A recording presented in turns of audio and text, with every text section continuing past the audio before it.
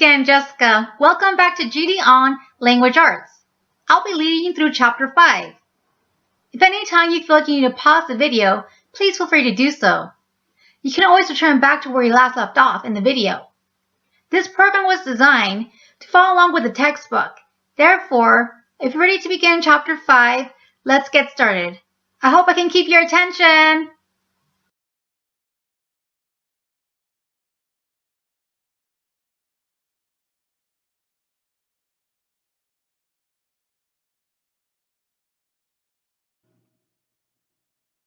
As a reminder, we'll be utilizing the Kaplan GED Test Prep Plus 2020 book for Chapter 5 and all chapters covered within the GED On platform.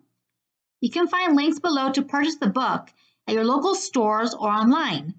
Also, please remember that your book contains access to the Kaplan Online Center, which contains access to additional instruction and practice materials that will assist you in being successful on the big test day. Today, we'll be covering lessons 1 through 3 of Chapter 5, Connecting Ideas, starting on page 134 of Unit 1, Reasoning Through Language Arts.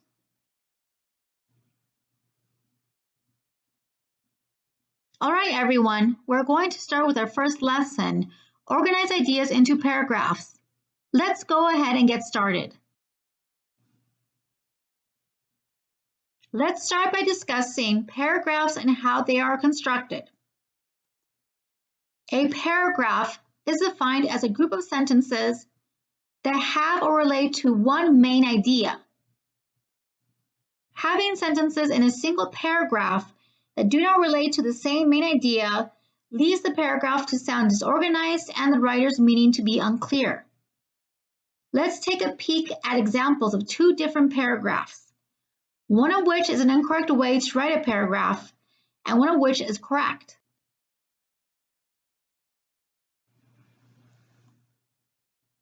Our first example reads as, houseplants make a home more beautiful, but many people find them difficult to take care of.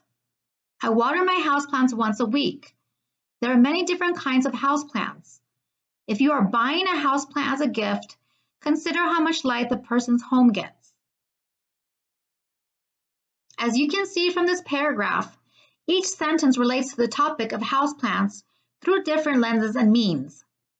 However, can we determine what the main idea of this paragraph is? Please remember that a main topic and a main idea are not synonymous. That is, they do not mean the same thing. While the entire paragraph relates to houseplants, there's no central or main idea. That is, we do not know what the writer is trying to tell us through this paragraph. Therefore, we can determine that this is an incorrect way to write a paragraph. Now let's go ahead and read the second example.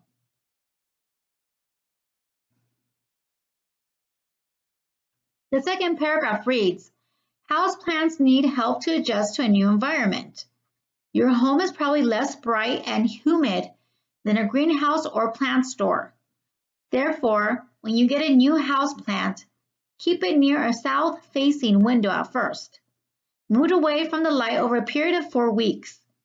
Use a humidifier to make the air in your home more humid. These actions will help avoid the loss of foliage that often occurs when plants change locales. Like the first example, the main topic of this paragraph is houseplants. However, unlike the first example, there's a sense of flow and support for a single main idea, which is helping houseplants adjust to a new one. Given the clarity and the ease of understanding a single main idea, we can determine that this is a correct way to write a paragraph.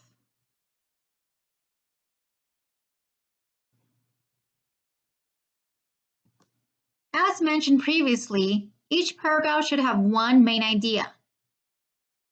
A paragraph should end and a new one should begin when the main idea shifts.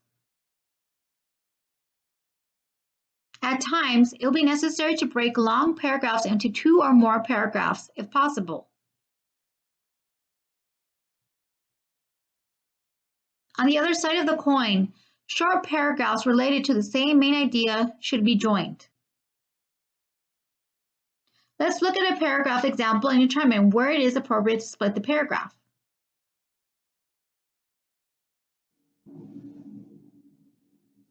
The example, which includes numbered sentences, reads as Sentence 1, road rage is an episode of violent behavior that takes place when one driver's actions anger another driver.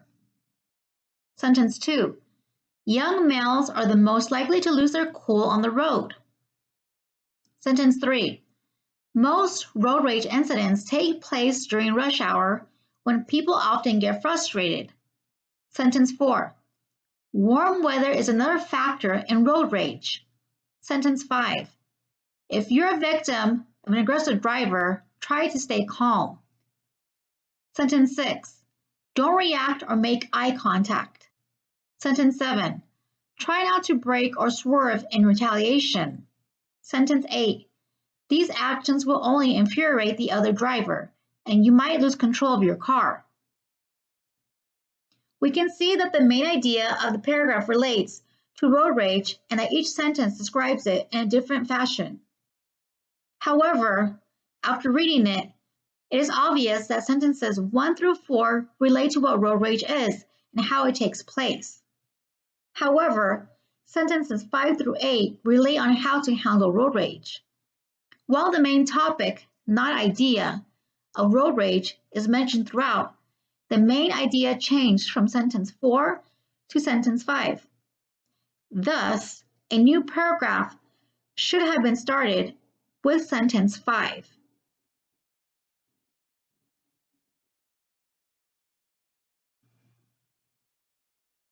Now let's look at two shorter ideas or sentences. They read as, to make chicken broth, boil a pot of water, take some chicken, onions, parsnips, carrots, and herbs and wrap them in a cheesecloth. Make sure it is real cheesecloth or you won't be able to eat the broth. Simmer the cheesecloth wrapped vegetables and chicken in the water for several hours, then remove them. Add salt and pepper to taste. We can see that the main topic in both of these sentences / paragraph is chicken broth. Given that they both related to cooking or the main idea, we can go ahead and combine them in the middle to create one long paragraph. Let's put our new knowledge to the test by commencing practice 1.1 on page 135.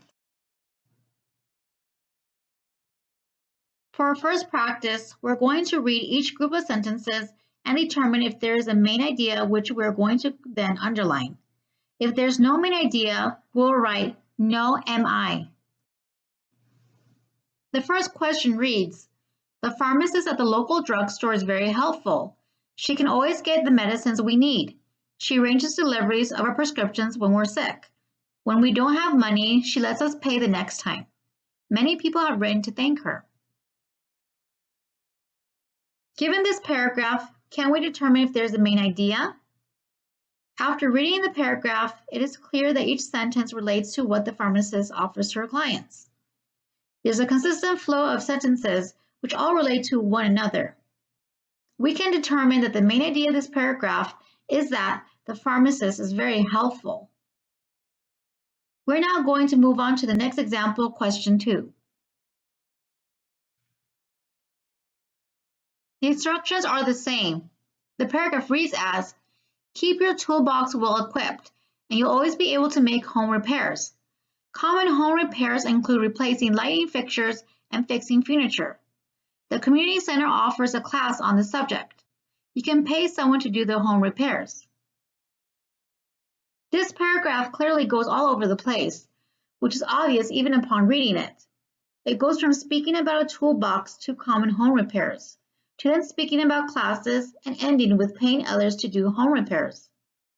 While the topic itself relates to repairs, there's no consistency on what the writer is trying to convey, and thus, no main idea or no MI. Let's look at our final example. As before, the instructions are the same. The paragraph reads as, some people don't vote because they think their vote doesn't count. However, elections have been won by just a few hundred votes. If people don't vote, they're giving up their voice. Every vote counts, so let your voice be heard and vote. The main topic of this paragraph is voting, but is it the main idea? Like our first example, this paragraph is composed of sentences that all relate to one another in a consistent, understandable way. The way in which it is written makes it clear that there's a central point to this paragraph, or a main idea. The main idea being that every vote counts, so let your voice be heard.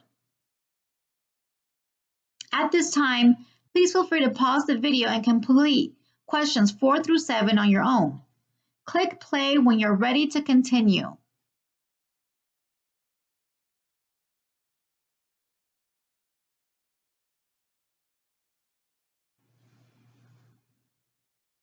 Lesson 1 is a two-parter.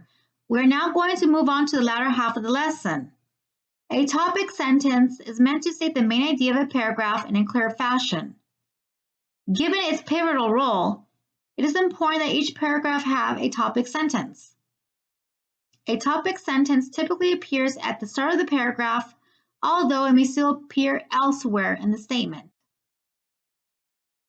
The remaining sentences stand as the supporting details, which stand to speak more to the topic sentence. It's important to know that a topic sentence serves two purposes. It works to identify the topic/subject of the paragraph and state the central point that the writer wants to make about the topic. Let's take a look at our first example paragraph and try to determine which of its sentences is the topic sentence.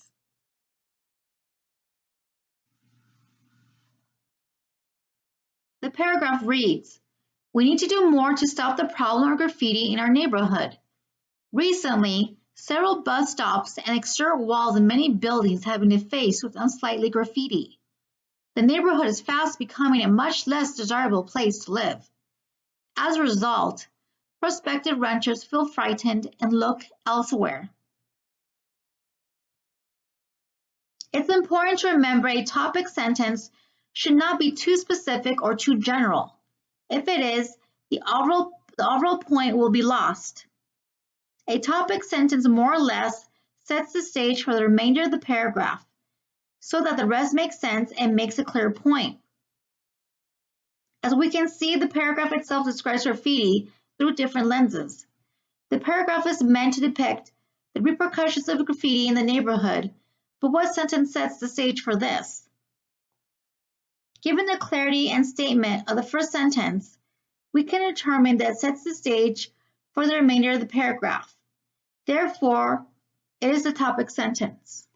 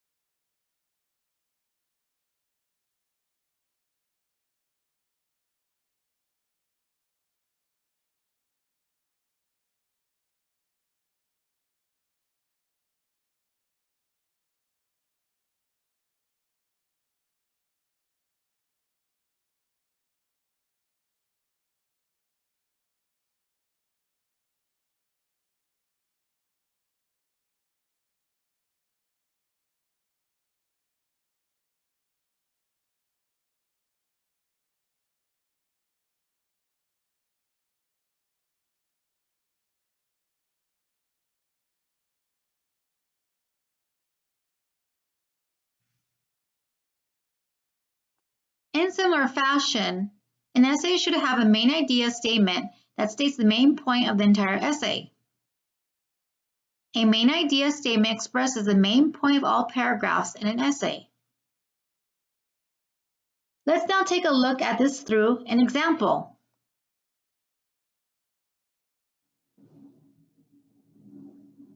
The example reads, While graffiti is indeed a serious problem facing our neighborhood, other issues also need to be addressed. Two of the most pressing neighborhood issues are the crime rate and the lack of decent housing. In recent months, crime has increased. For example, a number of muggings have occurred. As a result, residents are nervous about going out at night. The number of apartment break-ins has increased as well. We need a stronger police presence to combat the crime problem. In addition, much of the housing in this neighborhood is in poor condition. Every day, residents are put in danger by peeling paint, broken locks, and run-down fences. We must put pressure on landlords to resolve their tenants' complaints, perhaps by showing them that, in the long run, it is in their financial interest to do so. If we do not act immediately, our neighborhood will decline even more. Therefore, I recommend that we form a community task force to tackle these issues. We should ask our city councilwoman to be an advocate for us. With full participation of community members, we'll be on our way to a safer, more livable neighborhood. The statement speaks to the crime rate of a neighborhood, lack of decent housing, and actions needed to repair these challenges. It covers a variety of issues that are important to the neighborhood. Which sentence or statement best describes all of these ideas? The main idea statement is, two of the most pressing neighborhood issues are the crime rate and the lack of decent housing. This in itself encompasses the remainder of the paragraph. While it does appear in the first paragraph, it is not the first sentence. Now let's go ahead and move on.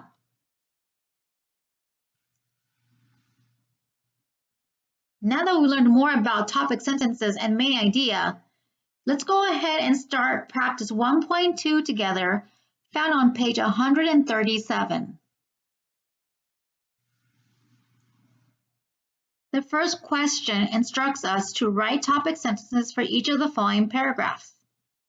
Now, given that we have to write our own sentences, please remember that your answer may differ than that in which we will discuss, and that's okay. It's just important to ensure that it follows the lessons which we have previously learned, and of course that it states the main idea, or central point of all the paragraphs in an essay. The paragraph states, weather satellites send us information about weather around the world. Thanks to satellite TV, we have an ever-widening range of programs to choose from. Satellites even play a role in long-distance telephone communication. How can we wrap everything in this paragraph in one statement? An example of an answer would be, satellites have many different functions in today's world. Why is this an example of an answer? Because the paragraph describes the multiple roles that satellites play around the world. It provides a general description of all of its uses. However, as mentioned, your topic sentences can vary from this, but they must still encompass similar purposes. Let's look at another example. We'll follow the same instructions for this example, which reads, first of all, stock prices are falling. Second, home sales have slowed to a crawl. Finally, many consumers have cut back on big purchases such as cars, home improvements, and vacations.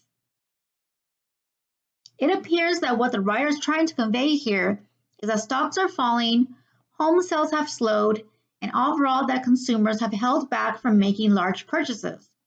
Therefore, we can determine that something related to economics is happening. A topic sentence that can encompass everything may be something like, all signs show that the economy is headed for a slump. Now that we have completed the first two examples, please feel free to pause the video and complete questions 3 to 5 on your own. Go ahead and click play when you're ready to continue.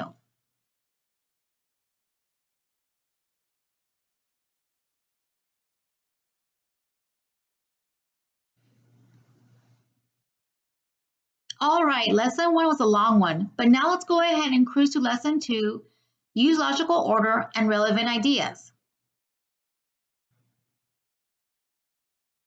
When writing a paragraph, it is critical that sentences be placed in a logical order. These orders can include placing supporting details in least to most important order, most to least important order, time order. A logical order allows the reader to follow along and absorb the main idea and statement of the written piece. In addition, the reasons or examples utilized in the written piece to support the provided points should come immediately after each point. They'll be less effective if they come later. Sometimes a sentence in a paragraph relates to the topic in a general way, but does not actually support the topic sentences. This is an irrelevant detail. Let's look at an example of a paragraph and determine whether the sentences are in a logical order.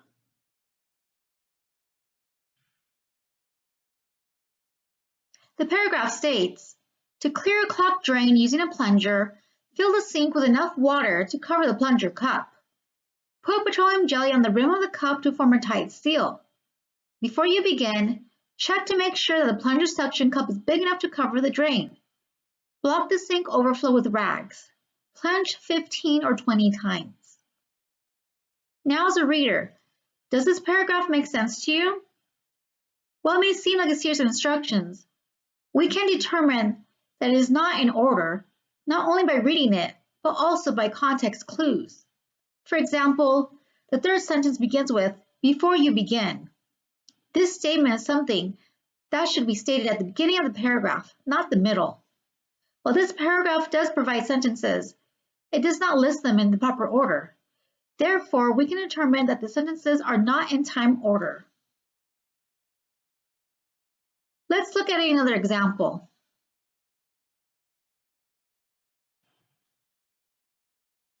This example reads as, to clear a clogged drain using a plunger, first check to make sure the plunger suction cup is big enough to cover the drain. Fill the sink with enough water to cover the plunger cup. Put petroleum jelly on the rim of the cup to form a tight seal. Block the sink overflow with rags. Plunge 15 or 20 times. As you can see, this paragraph is written in a manner in which someone could follow these instructions and unclog a drain. Therefore, we can determine that the sentences are in a time order.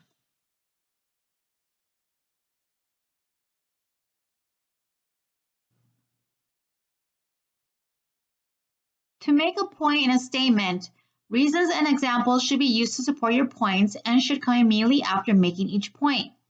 However, if they come later, they will be less effective. A statement with a reason being far from the point can be, don't make a habit of using chemicals to clear your drain. Always wear rubber gloves to protect your hands when using chemical drain cleaners. These powerful cleaners can damage the pipes. On the other hand, a statement with a reason being close to the point can read such as, don't make a habit of using chemicals to clear your drain. These powerful cleaners can damage the pipes. Always wear rubber gloves to protect your hands when using chemical drain cleaners. Unlike the first example, the reason being these powerful cleaners can damage the pipes is toward the beginning of the paragraph, not the end. This close proximity adds more value to the statement itself.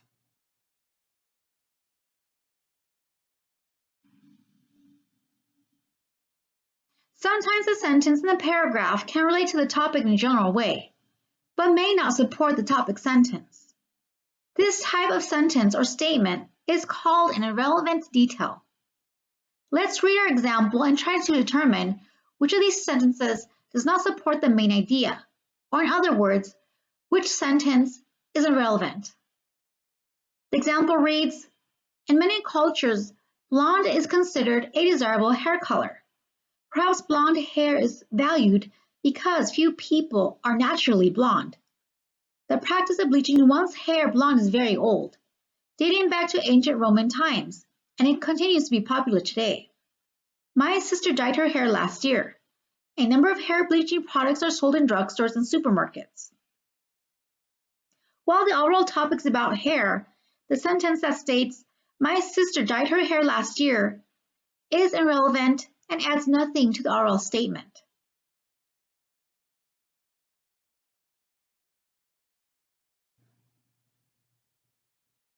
We're now moving along to practice 2, found on page 139. In this practice section, we're asked to cross out the irrelevant detail in each paragraph. Let's read the paragraph together. Why do people blame themselves when things go terribly wrong? Some psychologists believe that by blaming themselves, people find a reason for the upsetting event. Getting very ill is one bad thing that could happen. Finding a reason is more comforting than believing that the event took place for no reason at all. We can see that this paragraph speaks to why people blame themselves when things go wrong and how they deal with it. However, the only sentence that does not seem to add to this point, even if it may relate to it, is getting very ill is one bad thing that could happen. Often you can determine where the relevant details lie after reading something out loud, as the sentences that do not belong sound awkward when read out loud. Let's now take a look at our second practice example. As before, we'll be selecting the relevant detail in each paragraph. The paragraph states, "It's almost time for the back-to-school rush. This year, come to the supply shop to make sure that your child is outfitted with all things that he or she needs. We have school supplies at rock-bottom prices. Adult students can also use school supplies. Check out our backpacks and lunchboxes and colors your kids will love. At the supply shop, we have everything your kids will ever need." As we can see, this paragraph relates to the supply shop and the back-to-school supplies kiddos will utilize in their schooling. However, the one sentence that sounds a bit off because it does not add to the statement is adult students can also use school supplies. Now that we completed the first two questions, at this time, please pause the video to complete questions 3 to 6 on your own. Go ahead and click play when you're ready to continue.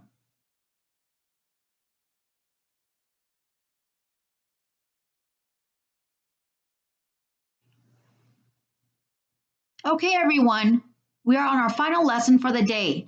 Lesson 3, relate sentences and paragraphs. Let's finish strong. As I mentioned in previous lessons, good writing flows naturally, smoothly, and logically in a paragraph from one sentence to another. To ensure this in every paragraph, it is important to utilize transitions. Transitions allow for writers to show how ideas are related to one another in a piece of writing. As shown in the table below, some common transition words or phrases can include however, nevertheless, on the other hand, in contrast, because, therefore, and thus. Now let's look at a few different ways we can utilize transitions to link sentences together.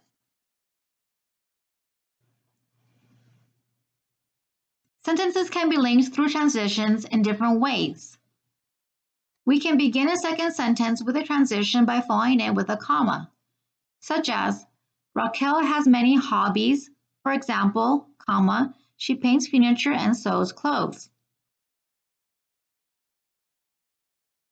A transition can be placed within the second sentence and set off with commas, such as, Raquel has many hobbies.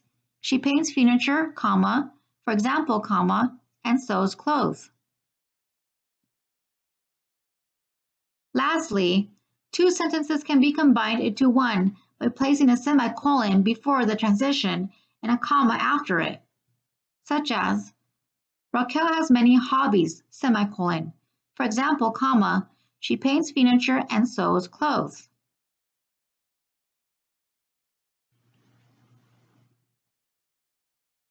Transitions can be used to link one paragraph to another by highlighting the relationship. Let's take a look at this in paragraph form, as it reads, top performance in sports depends on mental economy.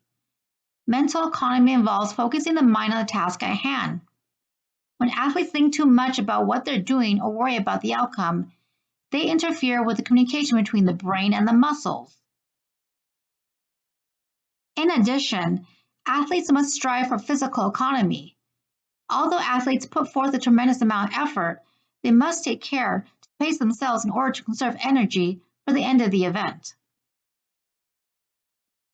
In this particular case, the words "in addition" serve as the glue to link one paragraph to another. This allows the reader to fully understand the relationship that these separate paragraphs share and their relation to the same main idea. We are finally at practice 3, which you can find on page 141.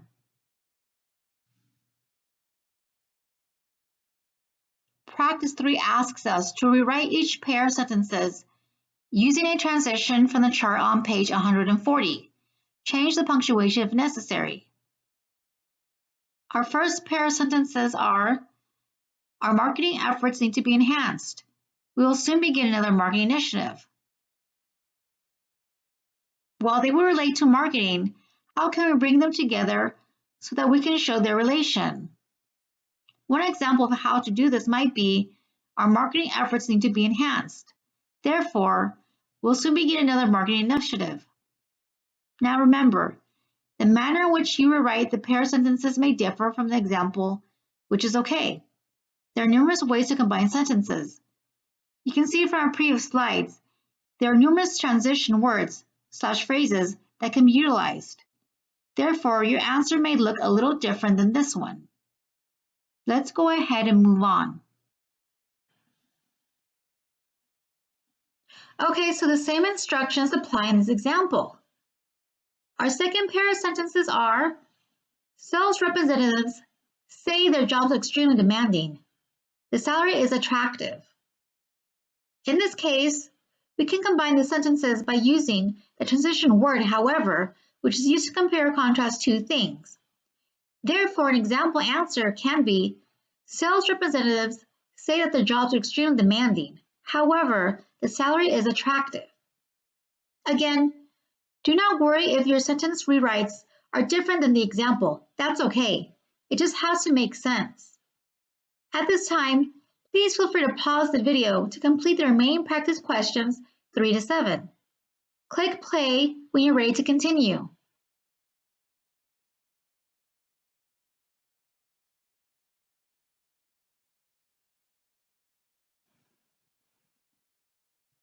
We are finished with Chapter 5. Great job, everyone. We're a little past halfway through Unit 1, Reasoning Through Language Arts. When you're ready, go ahead and move on to the video for Chapter 6, Writing About Text. You will finish sooner than you think. Good luck!